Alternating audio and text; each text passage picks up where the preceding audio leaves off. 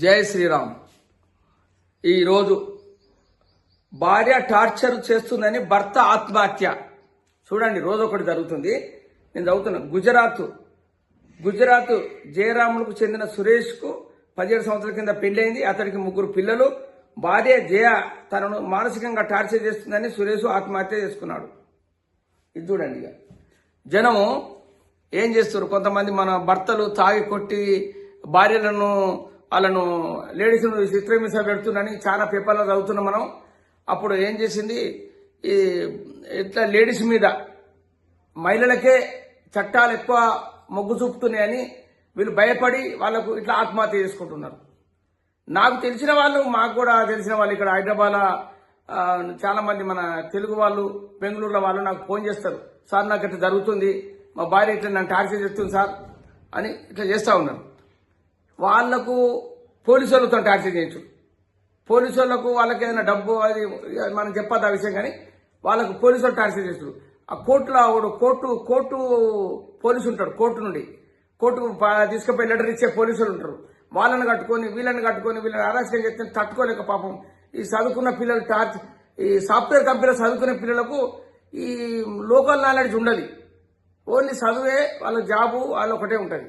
వీళ్ళంతా లోకల్ మన రైతులు అయితేనో వాడు కట్టతను కొడతాడు. వాడు కర్ర ఉంటుంది ఒకటి, ఇది మన ఎద్దను కొట్టే కర్రతను కొడతాడు వాడైతే. ఇక్కడ వీళ్ళు ఏం భయపడతారు, ఏమని చెప్పుకోవాలి ఏం కథ చెప్పుకొని కుమ్మిడి చచ్చిపోయి రాత్రి డిసైడ్ చేసుకొని చచ్చిపోతాడు, ఆత్మహత్య చేసుకుంటారు.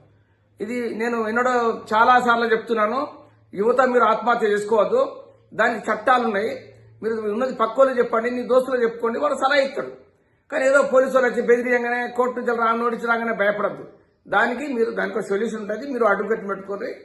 లోక్ అదాలత్ ఉంది, వీళ్ళందరూ ఉన్నారు, వాళ్ళందరూ చూస్తారు. వాళ్ళు దాన్ని చూసి ఎవరికి తప్పు ఏం కదా అని డిసైడ్ చేస్తారు. కానీ మీరు వెంటనే 2-3 రోజులు తిట్టగానే ఊరి పెట్టుకొని చచ్చిపోడు, మందు దాగి చచ్చిపోవడం చేయొద్దు. మీరు జనం ఇప్పుడు ఎట్లా ఉన్నారు, చిన్న పిల్లలకు కూడా లోక జ్ఞానం, అందుకే జనంలో పోవాలి. పోయి ఊళ్ళల్లో కొంతమంది యూత్ మన అది డిగ్రీ చేసి పీజీ చేసి తర్వాత సాఫ్ట్వేర్ ఇంజనీర్లకు వాళ్ళకు మన ఊళ్ళలో తిప్పాలి. ఊళ్ళలో కొన్ని పంచాయతీలు ఇవన్నీ గొడవలు చూపెట్టాలి. వాళ్ళు గట్టిగా అవుతారు. లేకపోతే వీళ్ళు చిన్న రాత్రి ఆత్మహత్య చేసుకొని చచ్చిపోడు, వాళ్ళ పిల్లలకు వాళ్ళ తల్లిదండ్రులు వాళ్ళు ఎంత కుమ్మిడి చచ్చిపోతారు చెప్పండి. వీళ్ళు ఒకటి 10-15 సంవత్సరాలు పెళ్లి అయిన తర్వాత ఇవన్నీ కూడా అసలు నాకు ఇవన్నీ చూడలేకనే రోజోసారి ఆ పేపర్లు చదివినా కూడా, వాట్సాప్ చూసినా కూడా ఇవే భార్య టార్చర్ తట్టుకోలేక ఆత్మహత్య, ఇవే కాస్తున్నాం మనం. అందుకే సరే, ఇవన్నీ మీరు నాది కాశెట్ కుమార్ ఇంపాక్ట్ ఛానల్ నాది. ఇటువంటి మీకు కొన్ని తెలియపరచడానికి నేను పెట్టాను. మీరు దీన్ని చూడండి. మీరు డైలీ ఒక 5 నిమిషాలు 10 నిమిషాలు చూసుకోండి దాన్ని. ఓకే.